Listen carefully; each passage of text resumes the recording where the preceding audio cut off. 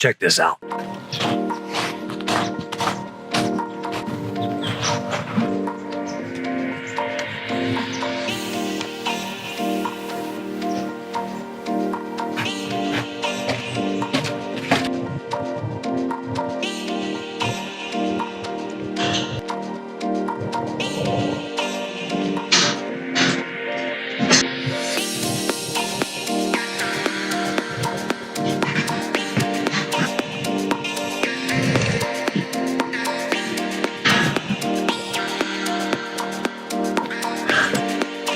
It was a little harder than I thought it would be, but it's worth it.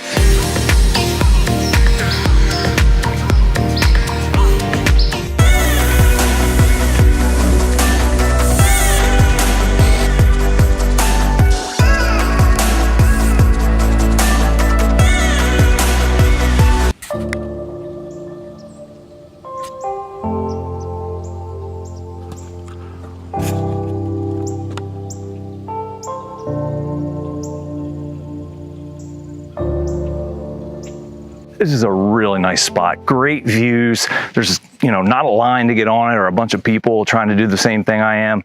I just love locations like this. It's the perfect time to talk about some camera settings. And the camera settings I'm talking about are manual versus automatic or versus aperture priority mode.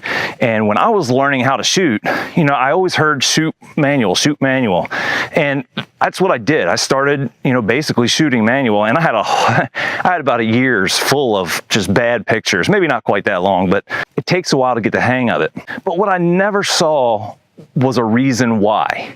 And so I just, I kind of did what the advice was because I wanted to have the best results possible, but I never really saw a reason why. And I think that we're going to take some test shots here today. And I think what's going to happen is you're going to see the reason why you should learn how to shoot manual versus, shooting in automatic, which is what probably most people do, or aperture priority mode. Aperture priority mode is not a bad mode and it has its uses, but when you're in full control of your camera, you get the best results. Let's take a look at it. All right, so this is gonna be my shot. It's overlooking the water. I have a tree here that's gonna give me a little bit of foreground, and hopefully I can compose a good picture here, and hopefully it'll show you the differences between manual, automatic, and aperture priority mode. I'm gonna start out in automatic, go to aperture priority, and then manual. I'm shooting with the Canon 80D, and the lens is a EFS 17-55 2.8. All right, so we're gonna go automatic first. Okay, so automatic is the little A or the little green symbol. We're gonna go into aperture priority mode, which is the AV. When some of those options are shut off, like shutter speed there, I couldn't adjust the shutter speed. I don't know, it becomes frustrating once you're used to shooting in manual. So let's go to manual. And that is our M. Like I said, when you're used to shooting in manual, it's so much nicer because you have all three options. You have your shutter speed, your aperture, and your ISO to get the exposure adjusted. You're not battling the settings against each other, you're using them to work together. So here's our first shot, and this was the automatic shot. And you can see over here on the histogram, we were peaking and blew out the sky a little bit. The settings, the camera came back with f3.2, 1/640th of a second at ISO 100. It came back too bright, and the reason was the camera was focused on providing the proper light on the subject, which in this case I was focusing on the pine needles. The camera neglected to take the background or the sky into consideration here, and so what you're going to have is some of the picture is blown out. Now, when you go post-processing and editing photos, it's much easier to bring up the shadows than it is to drop the highlights. So here's our aperture priority mode, and you can right away tell if the photo is darker. And if you look at the histogram, most of the information is in the center for the most part. It may be a little underexposed, but again, when you go to editing, I'd rather have a photo that's a little underexposed rather than overexposed. Now, the other thing you want to look at here is the background. The automatic settings chose a aperture of 3.2, and that's a very shallow depth of field, and that's why our background here is bokeh out. I mean, you can barely make out what's going on there. When you come to aperture priority, I set it to f10 so I would get a nice landscape shot. And typically with landscape, you're going to get, the whole photo is focused in, or the subject is focused in, but you can usually still tell what's going on in the background. Now, sometimes you go with a completely, bokeh background where you can't tell anything, but that's probably not the most common thing when it comes to landscape shots. And let's go take a look at our manual shot. Ooh, look at that. You look at the histogram compared to the Aperture Priority, manual. And the reason is the settings are the exact same. And I didn't do it on purpose, but I did choose a Aperture f10, and that's because usually on a lot of lenses, the sharpest point of a lens is going to be between f7.1 and f13. So I try to stay in that, that middle ground whenever possible. And I wanted a shutter speed that was high enough I wouldn't get any blur if these needles were blowing in the wind, or this is handheld, so it's important to have a higher shutter speed when you're doing handheld shots. Now, you didn't need it to be as much as this. That was 640. That's too much, and that's that's when you're letting the camera do the thinking. That's the kind of thing that's going to happen. Back at manual, it turned out to be the exact same shot as the Aperture Priority mode. So that tells you Aperture Priority mode is a good function on the camera and has its purposes. And a lot of people shoot in Aperture Priority mode, as a majority of their shooting. In my opinion, Aperture Priority mode is doing a much better job than the automatic shot in this setting.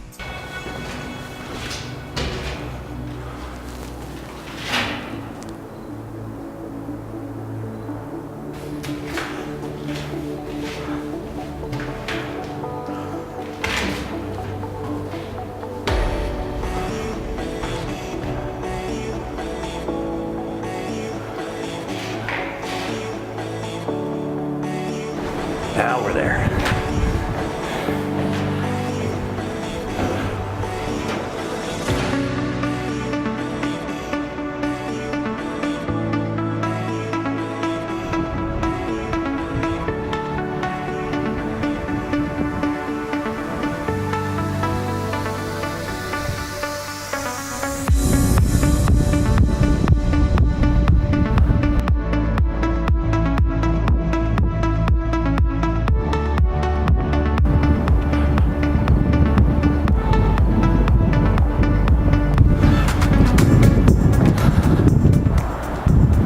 That was pretty cool. The view was absolutely incredible. It's going on little, excursions or journeys, just quick things like this. Stopped into the state park on lunch. Never climbed this tower. Decided I was going to give it a shot. I've lived around these towers all my life, but it's so inspirational. You can get a lot of scouting ideas for photos just by doing little things like this, going up this massive old tower. It's just, you never know what you're missing out on until you start doing those little things, like taking a little trip to the park and going up in the tower.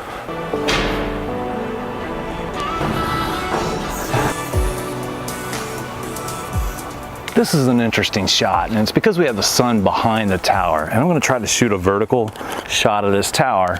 We want to see how they do as far as our exposure goes, because this is a little bit more complex than that last scene. First up is automatic. Now I'm going to focus about 3/4 of the way up on the tower. So that's where my metering will come from, and that's where our focus point will be. Now we're going to go Aperture Priority mode. Okay, so now we're going to go manual. Most lenses are going to have their best performance as far as aperture goes between f7.1 and f13 or so. So if you can keep your aperture in that zone, that's usually going to give you the sharpest, best picture. You may need to bring that up or down depending on what your objective is with the picture. And this is a pretty dynamic shot because we have the sun behind the tower, and we're shooting in the shadow. So this is gonna kind of help, display the differences of these different modes. So first up, we have the automatic mode, and as you can see, it came out, pretty good. If we look at the settings, it came back at f5.6, 1/250th, and ISO 100. And the thing that I want you to notice about this photo is that it's slightly blown out. It's not bad, but you can see on the histogram, it's slightly blown out. And that's kind of what you get with automatic. The automatic is going to go after your focus point and try to meter the shot based on that completely. On this second shot, I set the aperture to 7.1. This is aperture priority mode, and it came back at 1/160th of a second, ISO 100. And what you can see is, again, this shot is pretty close to the automatic. We have our highlights are kind of blown out again, and it, again, I think it was basing the entire photo off of where we were metering, and this was on evaluative metering, but it's still 3/4 of the way up the towers where I was metering or focusing, and the tower got the proper lighting, but we blew our sky out, and that is where manual really comes into play as far as giving you an advantage. And here you can see the manual shot. The settings, I kept the aperture the same to keep the comparison between aperture priority and manual, somewhat similar. And I went with 1/200th of a second in ISO 100. And again, for the reason of shadows are a lot easier to bring up than highlights are to bring down without, adding a bunch of noise. And as you can see, this shot, I think, in my opinion, came back better than the other two shots. And I'll be able to raise those shadows just a little bit. Here you can see the aperture priority mode. And you can see how much the sky is blown out, and almost the identical same thing with automatic. But when you go to that manual shot, you can expose for whatever it is you want to, regardless of where you're focusing or metering. I'm gonna do one more shot. It's gonna be an indoor shot. Now, before I do that, I want to mention that each one of these modes, whether it's aperture or shutter, they have a purpose, and that's to help the photographer accomplish their photograph as easily as possible. The point of the video will hopefully be, no matter whether you're a beginner, intermediate, or an advanced photographer, if you're an advanced photographer, most likely you know how to run manual on your camera fairly easily. But for everyone else, you really need to learn how to master the manual settings, because that is how you will become a much better photographer and make sure that you get way, way better photos. Okay, so let's go to aperture priority. Here's the last three shots, and I think this indoor shot or setting is going to really kind of expose the differences between these shooting methods. First up is the automatic. In automatic mode, the flash is going to be an automatic flash whenever it's necessary. The settings it came back with is f2.8, so very shallow depth of field, 1/60th of a second. That's not too bad. And ISO 320.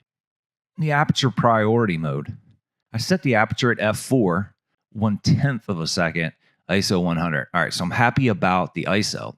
Whenever you can do ISO 100, that's a good thing. The problem here, I think, is the shutter speed is so low that it's going to be really hard to avoid any camera shake. And this detail on the grip is where you can it's just not as sharp as it could have been. Don't get me wrong, it's a decent handheld shot, but it's just not as good as, let's go to the manual settings. And there you go. You see how that detail pops more? And the settings I used was f2.8. I was trying to let in as much light as possible. Whenever I'm doing handheld, I like to do something more along 1/125th of a second. It kind of helps prevent that camera shake, and it amplifies any of the detail that you're shooting. Makes it much sharper. Some people can get away with shooting at much slower shutter speeds when they're doing handheld. I just like to keep mine up in this range. In fact, 1/125th of a second is about as low as I like to go. I did have to bring the ISO up to 500 to compensate for that slow shutter speed. But if you compare the aperture priority versus the manual, you can see the detail just pops more, especially right here on this grip. I think you can take really good photos with all the methods on the camera. I just think it's incredibly important to know how to run your manual settings. And I think the best way to do that is to just jump in and do it. And you're going to have a lot of photos that just aren't any good while you're getting used to adjusting the settings. But once you get there, it's just invaluable because every scene, every setting is different. And if you don't know how to manipulate the camera settings to get the photo that you're looking for, you're going to lose more photos than you should. And manual helps you keep those photos. It helps you put them in the range of being editable. And in simple settings and scenes with decent light, all three programs are, they're absolutely doable. You can come out with some great photos. You just really need to know what each setting is about and how to manipulate it to get the photo that you're looking for.